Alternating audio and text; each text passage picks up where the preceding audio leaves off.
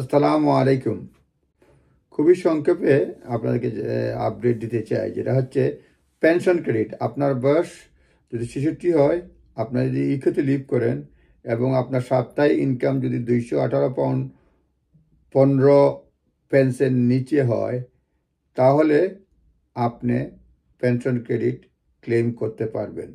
Two get pension credit, you must live in the UK and have reach state pension age, বর্তমানে যেটা 66, যেটা 26 সাল থেকে 67 হবে, এবং have less than 218 pound 15 pence a week, এবং 218 পাউন্ড 15 পেনের নিচে যদি উইকলি ইনকাম হয়, তাহলে আপনি পেনশন ক্রেডিট পেতে পারেন।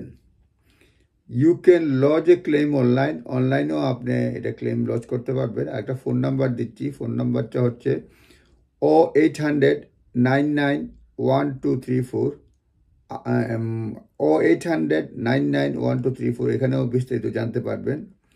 এবং আপনার বয়স 66 বছর হওয়ার 4 মাস আগে থেকেই আপনি প্রসেস শুরু করতে পারবেন, কারণ সময় নেয়।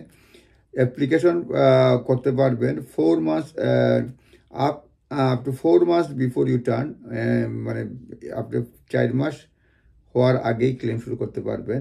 আপনি 66 বছর বয়স হওয়ার 4 মাস আগেই করতে পারবেন। এটা বেশ, অ্যাপ্লিকেশন ফর্ম বেশ বড়, 24 পেজের মতো। এরপরে বলছে, if you have savings or investment of more than 10,000, each 500 above this amount could count as £1 in each additional income a week, calculating eligibility. আচ্ছা, মোট কথা হচ্ছে যে আপনি যে পাবেন, যদি দেখা যায় আপনার ইনকাম আছে, আপনার সেভিংস আছে, সেভিংসটা 10,000 পরে প্রতি 500 পাউন্ডে 1 পাউন্ড করে ইনকাম ধরা হয়। অর্থাৎ আপনার যদি 11,000 পাউন্ড থাকে, তাহলে ধরে নেওয়া হবে সেখানে এডিশনাল যেটা ইনকাম, এই যে 10,000 তো ফ্রি, তারপরে 500 পাউন্ড 11,000, মানে 1,000 এক্সট্রা, সুতরাং 2 পাউন্ড উইকলি ইনকাম ধরে নেওয়া হবে। সেইভাবে সেভিংসের উপরে নির্ভর করে। এরপরে বলছে যে pension credit is made up of guarantee credit is tops up for weekly income. এটা হচ্ছে আপনার উইকলি ইনকামকে টপ আপ করে 218 পাউন্ড 15 পেন্স আর 332 pound 95 pence for a couple. হ্যাঁ, যাদের শর্ট পরে এটার উপরে তারা দেয় এই আপনার পেনশন ক্রেডিট, এবং available to people who reach the state pension age before.